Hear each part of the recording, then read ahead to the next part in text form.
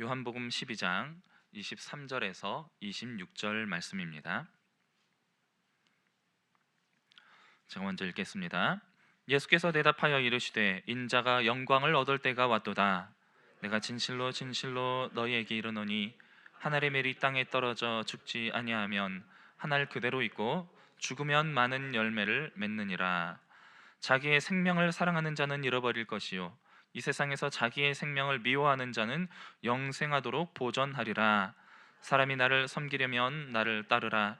나 있는 곳에 나를 섬기는 자도 거기 있으리니 사람이 나를 섬기면 내 아버지께서 그를 귀히 여기시리라. 아멘. 오늘은 하늘의 밀이 떨어져라는 제목으로 함께 말씀을 나누고자 합니다. 이 앉아 계신 분들을 보니 대부분 결혼을 하신 분들이네요. 우리 남성분들에게 여쭙겠습니다. 혹시 결혼하실 때 프로포즈를 다 하고 결혼을 하셨습니까? 예, 우리 고영선 장로님 아주 힘차게 네 대답을 해주셨네요. 혹시 어떻게 프로포즈를 하셨는지는 제가 여쭙지 않겠습니다.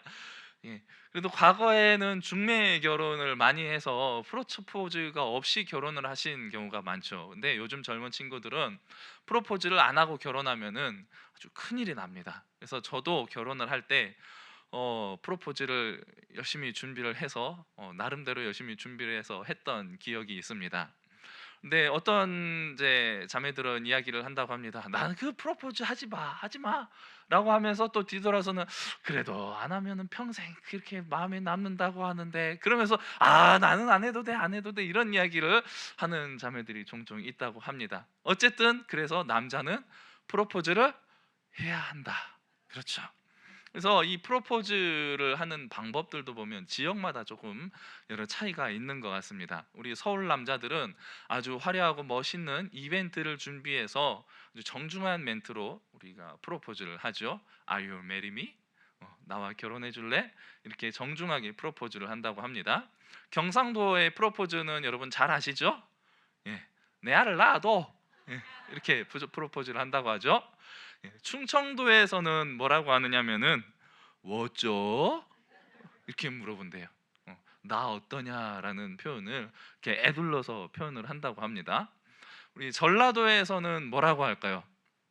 전라도는 아주 직설적이고 간단 명료합니다. 딱 두 글자입니다. 너요. 너요 한마디로 끝난다고 합니다. 이렇게 지역별로 프로포즈를 하면서 자신의 마음을 표현하는 방식은 다 다르지만 그 마음은 매 한 가지죠. 너와 평생을 함께 하고 싶다라는 이 마음을 이런 프로포즈를 통해서 표현을 하는 거죠. 그런데 아무리 이렇게 감언이설과 감동적인 멘트들 이런 과정들을 통하여서 상대방의 마음을 얻어냈다 할지라도, 그래서 결혼에 꼴이 냈다 할지라도 그 이후의 삶의 모습이 그 고백과 일치하지 않는다면 그 사랑은 결국 얼마 가지 못하게 된다는 것입니다. 그래서 결혼하면서 프로포즈 할 때 결혼해 줄래라고 하고 그 뒤에 여러 가지 멘트들을 붓습니다. 근데 아주 유명한 멘트 중에 한 가지가 있죠. 평생 네 손에 물 한 방울 안 묻혀 주겠다. 내가 다 하겠다라고 이야기를 많이 하죠. 그래서 저는 결혼할 때 그 멘트를 절대 하지 않았습니다. 그게 거짓말이기 때문에 저는 이 거짓말을 하지를 못해서 평생 물 한 방울 안 묻히고 살게 해주겠다는 멘트를 절대 양심상 못 하겠더라고요. 그래서 저희 아내는 물을 많이 묻히고 살고 있습니다.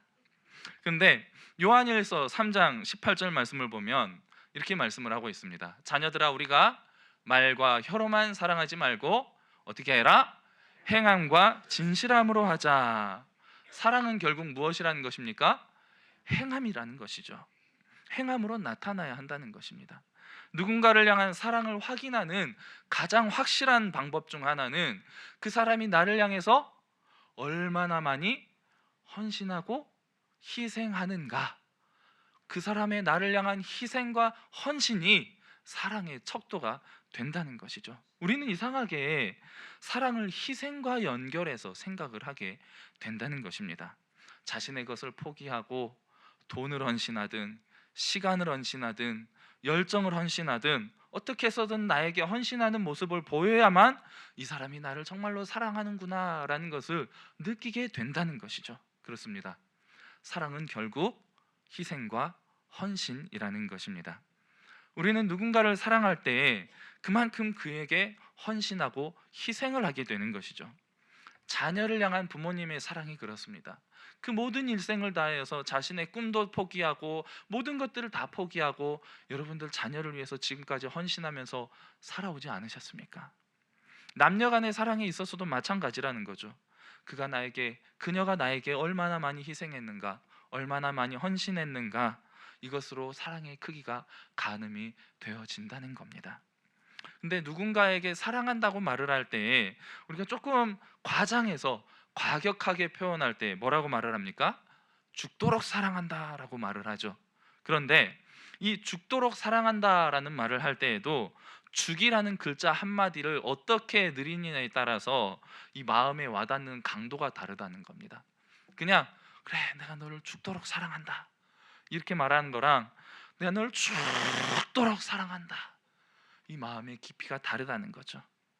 오늘 본문의 말씀을 통해서 예수님은 우리를 죽기까지 사랑해 주신다고 말씀하시면서 하나님의 진정한 사랑이 어떠한 것인지 그 삶을 통해서 우리에게 증명해 주시는 모습을 보게 됩니다. 예수님은 십자가를 지시기 전 마지막 유월절을 지키시기 위해서 이제 나귀를 타고 예루살렘으로 입성을 하시게 됩니다. 그때 수많은 사람들이 종려나무 가지를 흔들며 바닥에 옷가지를 깔며 예수님이 오셨다 호산나 다윗의 자손이여 할렐루야 할렐루야 라고 말을 하면서 예수님을 반겼습니다. 너무나 기뻐했습니다. 수많은 사람들이 우리의 메시아가 왔다라고 외치며 기뻐했습니다. 그런데 이렇게 수많은 사람들이 예수님을 환영하고 이렇게 외친 이유 중에 하나는 예수님이 행하신 여러 가지 기적들과 이적들에 대해서 들었기 때문에 그 놀라운 능력으로 우리를 로마로부터 해방시켜 줄 것이다 라는 믿음과 함께 또 동시에 예수님이 이 예루살렘에 입성하시기 바로 직전에 어떤 일을 행하셨냐면 죽은 나사로를 살리셨습니다. 그래서 이 죽은 나사로도 함께 보고자 하는 마음으로 예수님을 환호하면서 이렇게 반겼다는 거죠. 예수님이 이렇게 큰 환호 속에서 예루살렘에 들어가신 이후에 이제 명절에 예배하러 올라온 헬라인 그리고 이방인 몇 명이 이제 빌립 예수님의 제자에게 와서 우리가 예수님을 좀 만나서 대화를 할 수 있겠느냐라고 청을 하게 됩니다.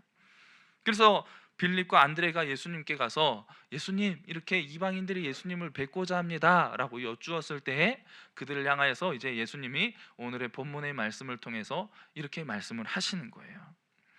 예수님은 제자들과 이방인들을 앞에 둔 상황에서 이제 내가 영광을 얻을 때가 되었다라고 말씀하시면서 한 알의 밀이 땅에 떨어져 죽어야만 열매를 맺게 된다. 무슨 말입니까? 이제 내가 너희를 위한 죽어지는 밀이 되어서 땅에 떨어져야 한다. 내가 죽어지면 나의 죽음을 통하여서 수많은 열매가 맺혀지게 될 것이다 라는 것에 대해서 예수님의 십자가에서 죽음에 대해서 미리 말씀을 하시는 거죠. 예수님의 십자가는 단지 예수님을 죽음으로 몰아가는 그런 고통스러운 형벌이 되는 것이 아니고 하늘의 미랄로 땅에 심겨지는 일이 된다는 것을 우리에게 가르쳐 주신 것입니다. 그리고 죽으심으로 끝나는 것이 아니라 부활하심으로 인하여서 부활의 첫 열매가 되어서 수많은 열매들을 맺게 될 것이다 라는 것을 가르쳐 주시는 거죠. 이제 우리는 예수 그리스도를 믿는 믿음을 통하여서 예수님과 함께 동일하게 부활의 영광을 누리게 된 부활 소망을 갖게 되었음이 얼마나 감사한 일인지 모릅니다.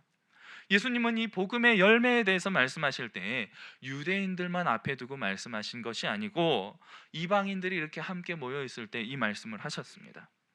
나의 죽음으로 인해서 더 많은 열매가 맺혀지게 될 것이다 라고 예수님 말씀하신 거죠. 우리도 유대인이 아니고 모두 이방인입니다. 그런데 예수님의 부활로 인하여서 부활의 열매로 우리가 동일하게 거듭날 수 있게 된 것이 얼마나 큰 하나님의 은혜인지 모릅니다. 우리는 이 은혜에 감사함으로 더욱더 많은 열매를 맺어 나아가기 위해서 앞으로 남은 삶을 힘써야 할 줄로 믿습니다. 그렇다면 우리가 이 복음의 열매를 맺기 위해서 먼저 기억해야 될 것이 무엇이겠습니까? 먼저는 살아있는 씨앗이 되어야 한다라는 것입니다. 여러분 밀이나 쌀의 알을 자세히 보신 적이 있으십니까? 이 작은 쌀 한 톨에 씨눈이라는 것이 있습니다. 이 씨누는 이 쌀이나 밀의 2%에서 3% 정도밖에 되지 않는 부분을 차지하고 있는데, 이 씨눈이 있는가 없는가에 따라서 이 알이, 밀알이 살아있는가 죽어 있는가가 판별이 된다는 것입니다. 얼핏 봤을 때는 다 똑같은 알인데 이 작은 부분 씨눈 하나가 있는가 없는가, 그것으로 인하여서 그 알에 생명이 있는가 없는가로 판별이 되어진다는 것이죠. 그렇다면 우리가 성도로서 살아있는 성도인가 죽어있는 성도인가를 판별하는 때 어떻게 판별을 하겠습니까? 그 안에 예수 그리스도의 생명이 있는가 없는가, 그 안에 성령께서 함께 하시는가 아닌가로 우리 성도의 삶이 판별이 되어진다는 것입니다. 성도가 살아있다는 것은 성령으로 거듭나서 성령을 따라 순종하는 삶을 살아가는 자들입니다. 예수 그리스도의 생명이 숨쉬고 있으며 예수 그리스도의 복음을 향한 열정을 품고 살아가는 자들, 바로 그러한 자들이 살아있는 성도라는 것입니다. 요한계시록 3장 1절에서 3절 말씀을 보면 사대 교회를 향해서 보낸 편지가 있는데, 사대 교회의 사자에게 편지하라. 하나님의 7영과 7별을 가지신 이가 이르시되 내가 네 행위를 아노니 네가 살았다 하는 이름은 가졌으나 죽은 자로다. 너는 일깨어 그 남은 바 죽게 된 것을 굳건하게 하라. 내 하나님 앞에서 행위에 온전한 것을 찾지 못하였노니 그러므로 내가 어떻게 받았으며 어떻게 들었는지를 생각하고 지켜 회개하라. 만일 일깨지 아니하면 내가 도둑같이 이르리니 어느 때에 내게 이르는지 내가 알지 못하리라. 성도가 살았는지 죽었는지를 판별하기 위해서는 그 행위의 열매를 보고 우리가 판단을 하게 된다는 것입니다. 우리가 입술로는 주여 주여 하면서 교회에 모여서 같이 경건하게 예배드리는 듯 보이지만 세상에 나가서는 죽어있는 성도로 예수님에 대해서, 복음에 대해서는 입도 뻥긋하지 못하고 그 행위가 세상 사람들과 똑같이 살아가는, 아니 오히려 세상 사람들보다 더 악한 모습으로 살아가는 그러한 연약한 성도들이 얼마나 많이 있는지 모릅니다. 그 삶의 행위가, 드러나는 행위가 복음에 합당하지 못하니 사람들 앞에서 내가 성도다, 내가 예수님을 믿는 그리스도인이라고 말을 하지 못하는 겁니다. 복음에 대해서 내 자신이 부끄럽게 살아가고 있기 때문에 복음을 전한다는 것은 생각조차 못하는 거죠. 이러한 믿음을 주님은 살았다 하나 죽은 자라고 말씀을 하고 있는 것입니다. 살아있는 성도는 늘 말씀과 기도로 무장하며 자신의 믿음을 지켜나가기 위해 애쓰는 자들인 줄 믿습니다. 그리고 그 삶 가운데 하나님의 뜻이 이루어지기를 간절히 기도하며 말씀에 순종하는 삶을 살아가기를 힘쓰는 자들입니다. 말씀을 거울 삼아서 늘 내 자신을 말씀 앞에 비추어 보는 겁니다. 그 행위가 하나님 앞에 바로 세워지기 위해서 늘 몸부림을 치며 하나님 앞에서 살아있는 삶을 살아가기 위해서 나의 연약함을 간절히 두고 기도하는 겁니다. 복음에 합당한 열매를 맺을 수 있는 살아있는 씨앗이 되는 것입니다. 건강한 씨앗이 건강한 열매를 맺을 수 있듯이 건강한 성도가 바로 건강한 복음의 열매를 맺을 수가 있다는 것입니다. 우리는 이미 다 바람과 같이 불타서 없어질 겨와 같은 존재입니다. 그런데 예수 그리스도의 십자가의 은혜로 말미암아 이 복음이라는 씨눈이 우리 안에 새롭게 심겨졌다는 것이죠. 예수님은 우리를 예수 생명으로 새롭게 회복시켜 주셨다는 것입니다.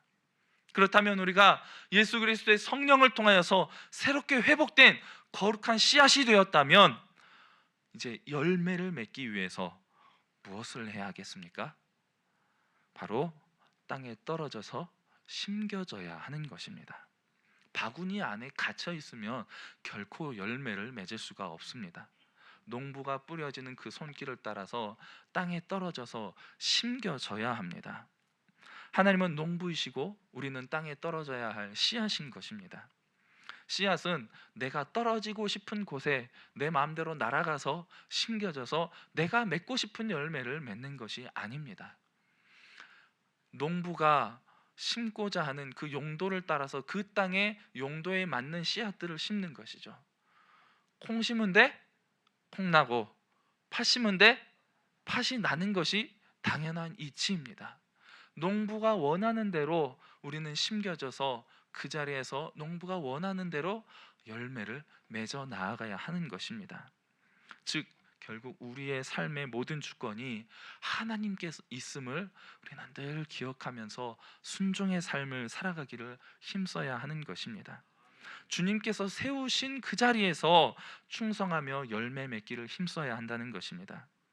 그리고 심겨진 그 자리에서 내가 또한 땅으로부터 양분을 공급받아서 자라나며 열매를 맺어 나가듯이 교회를 통해서 주시는 양분을 우리가 잘 공급받아서 먼저는 내가 살고 내가 자라야 한다는 것입니다.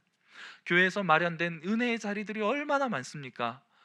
주일 예배를 중심으로 해서 수요일 예배, 금요밤 예배, 새벽 예배, 여러 예배 은혜의 자리들이 얼마나 많이 있습니까?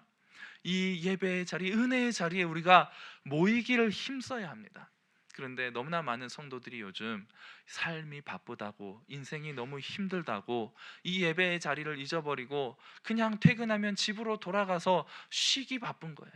쉬면서 주로 뭐 하십니까?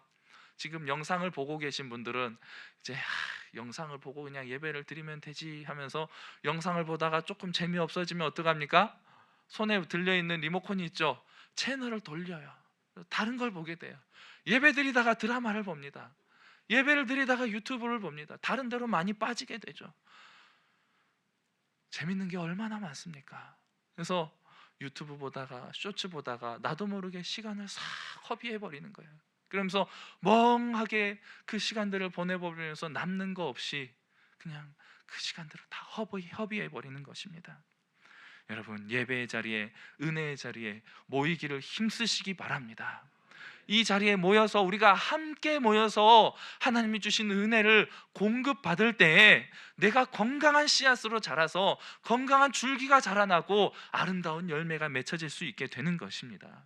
히브리서 10장 22절에서 25절 말씀을 보면 이렇게 말씀하고 있습니다. 우리가 마음의 뿌림을 받아 악한 양심으로부터 벗어나고 몸은 맑은 물로 씻음을 받았으니 참 마음과 온전한 믿음으로 하나님께 나아가자.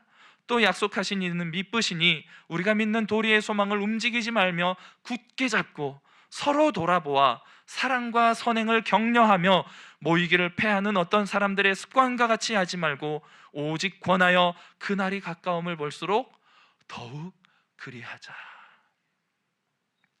우리 안에 뿌려진 복음의 씨앗을 내가 먼저 잘 가꾸고 성장해야 합니다. 모이기를 힘쓰며 주님께서 주신 이 천국 소망을 붙들고 굳게 잡고 성장해 나아가야 하는 것입니다.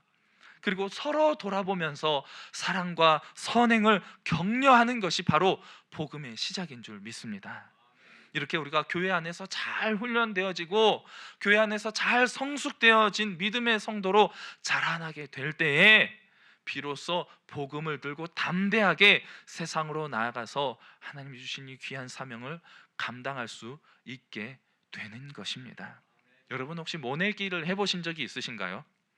예전에는 이제 양 옆에서 줄을 잡고 칸마다 두 사람이 쭉 옮겨가면서 쭉 사람들이 서서 손으로 모를 다 심었었죠. 그런데 요즘에 세상이 얼마나 좋은지 이항기로 그냥 뚜뚜뚜뚜뚜 하면서 그냥 쭉 지나가면은 오와 열을 맞춰서 뭐가 얼마나 예쁘게 심어지는지 모릅니다.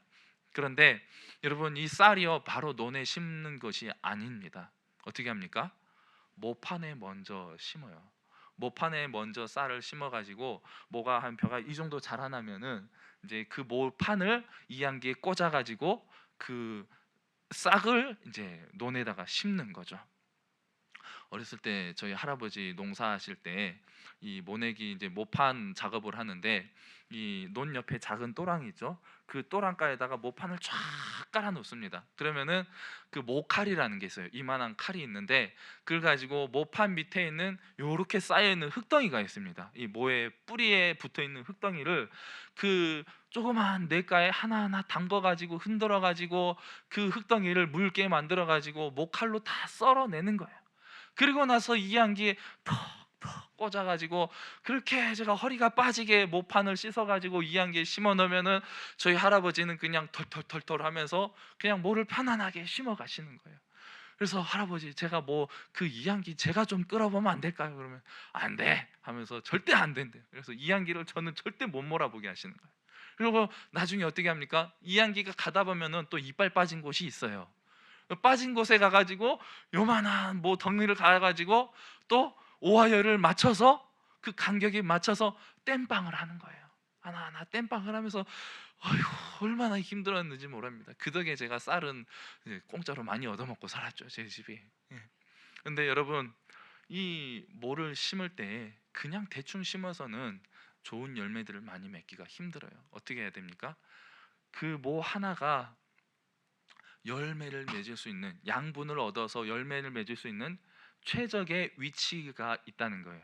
오와 열을 맞춰서, 그 오와 열이 바로 이양기가 맞춰서 심어주는 거예요. 그래서 그 논에서 가장 최적의 위치에 맞게 심겨져서 가장 많은 열매를 맺을 수 있는 그 자리에 심겨지게 된다는 것이죠. 모파는 우리 성도가 논에 심겨지기까지 자라나는 기초 환경을 제공하는 교회라고 볼 수가 있습니다. 우리는 이 교회 안에 심겨져서 양분을 얻어서 아름다운 모로 잘 자라나야 한다는 거예요. 그래서 건강하게 자라난 모가 논으로 옮겨져서 심겨질 때에 오와 열을 맞춰서 자기 자리를 찾아가서 심겨질 때에 비로소 아름다운 열매를 맺을 수 있게 된다는 것입니다. 여러분, 우리가 이 복음의 사명을 감당하기 위해서 이렇게 아름다운 자리에 땅에 심겨진 다음에는 어떻게 해야 되겠습니까? 내가 죽어져야 돼요. 살아있으면 절대로 열매를 맺지 못합니다. 내가 죽어야만 싹이 트고 우미 나고 순이 자라고 가지가 뻗어서 열매를 맺을 수가 있는 것 아니겠습니까? 예수님께서 본문의 말씀을 통해서 한 알의 밀이 땅에 떨어져 죽지 아니하면 한 알 그대로 있고 땅에 떨어져 죽어야만 많은 열매를 맺는다고 가르쳐 주셨습니다. 말 그대로 내가 죽어져야만 열매가 맺어진다는 것이죠. 그렇다면 나의 죽음은 어떤 것을 의미하겠습니까? 그냥 말 그대로 내가 죽어야 할까요? 아니죠. 나의 삶의 방향이 바뀌는 것입니다. 그동안은 나를 위한 삶을 살아왔다면, 나의 즐거움과 나의 유익과 나의 영광을 위한 삶을 살아왔던 내가 살아있는 삶이었다면, 이제는 예수 그리스도의 생명이, 새 생명이 주어지게 되었다면 나를 위한 삶이 완전히 죽어지고 하나님의 영광을 위한 삶으로 변화되어 가는 것이라는 것입니다. 그것이 바로 내가 죽어지는 것입니다. 그것이 바로 거듭난 성도의 삶이라는 것입니다. 우리는 새롭게 거듭나야만 비로소 하나님을 사랑할 수가 있고 이웃을 사랑할 수가 있는 것입니다.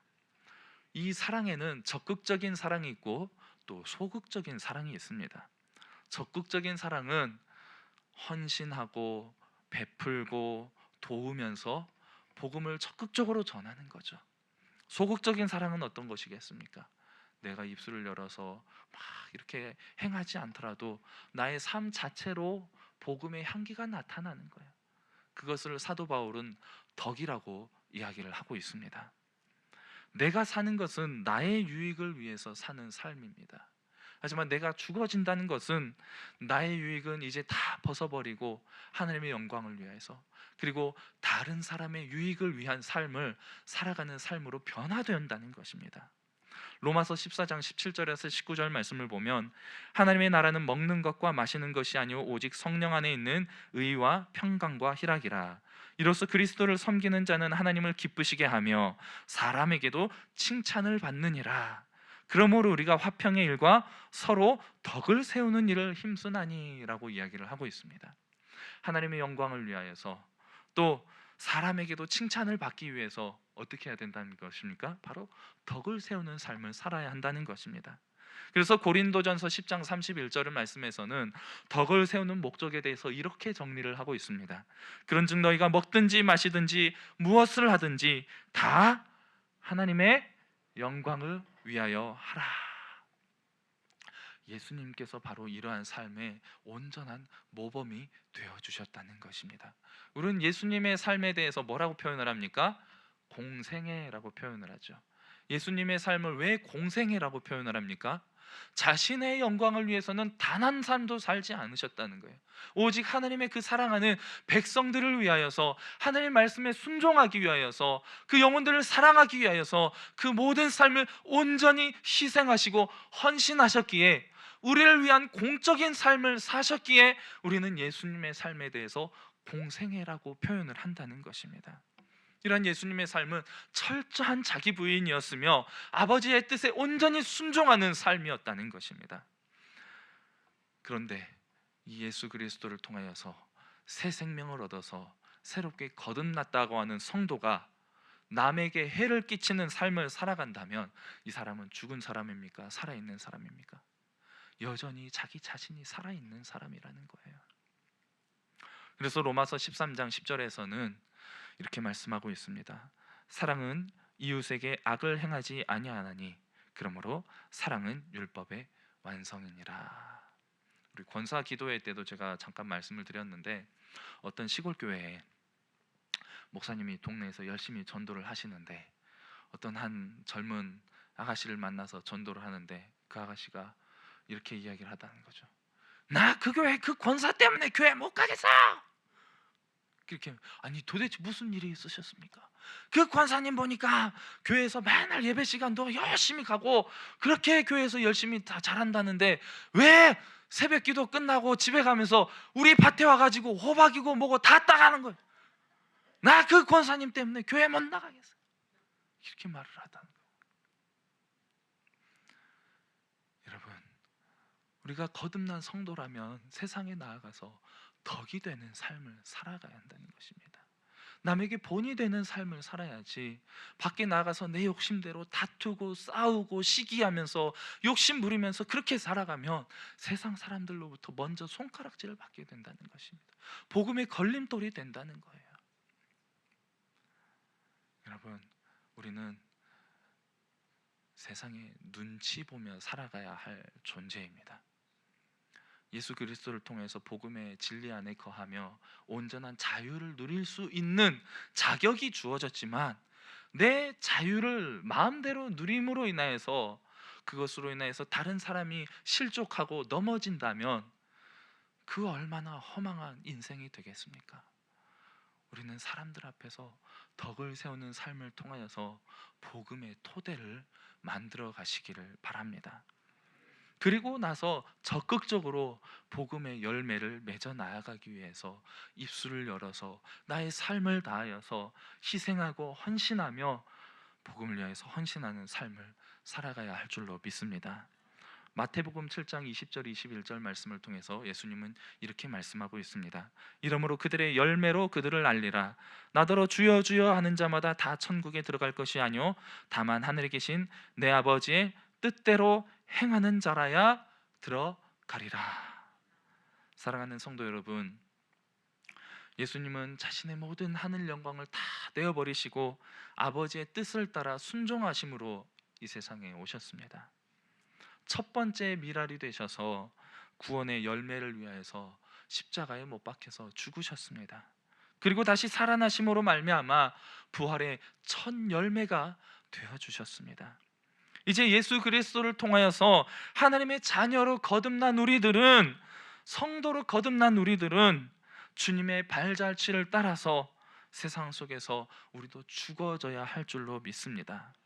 내가 먼저 죽어짐으로 인하여서 복음의 참된 열매를 맺어가는 삶을 살아가야 하는 것입니다. 먼저 그리스도 안에서 새롭게 태어나서 내가 먼저 새 생명을 얻고 살아나야 합니다. 생명 없이 죽어있던 이 미랄 속에 예수의 생명이 품어지게 될 때에 신운이 살아있는 밀로 변화되어지는 것입니다. 갈라디아서 2장 20절은 그래서 이렇게 우리에게 가르쳐주고 있습니다. 내가 그리스도와 함께 십자가에 못 박혔나니 그런즉 이제는 내가 사는 것이 아니요 오직 내 안에 그리스도께서 사시는 것이라. 이제 내가 육체 가운데 사는 것은 나를 사랑하사 나를 위하여 자기 자신을 버리신 하나님의 아들을 믿는 믿음 안에서 사는 것이라. 우리가 누리게 된 이 새로운 생명은 예수 그리스도의 연합을 통해서 얻게 되는 것입니다. 주님과 연합된다는 것은 어떤 것이겠습니까? 주님을 따라서 하나님의 뜻에 순종하는 삶을 살아가는 것입니다. 하나님이 보내신 곳에 심겨져서 열매 맺는 삶을 살아가는 것입니다. 심겨진 곳에서, 내게 주어진 그곳에서 최선을 다해서 열매 맺는 삶을 통해서 하나님께 영광이 되는 것입니다. 그리고 내 주변에 있는 이웃들을 사랑하며 덕을 세우는 삶을 통해서 복음의 열매를 맺어 나아가는 것입니다. 이제 우리에게 주어진 남은 삶을 살아가는 가운데서도 주님을 본받는 삶을 살아가시기를 힘쓰시기 바랍니다. 이렇게 아름다운 사랑의 열매를 통해서 주님께 기쁨이 되는 귀하고 복된 삶이 다 되시기를 주님의 이름으로 간절히 축복합니다. 기도하겠습니다. 사랑하는 주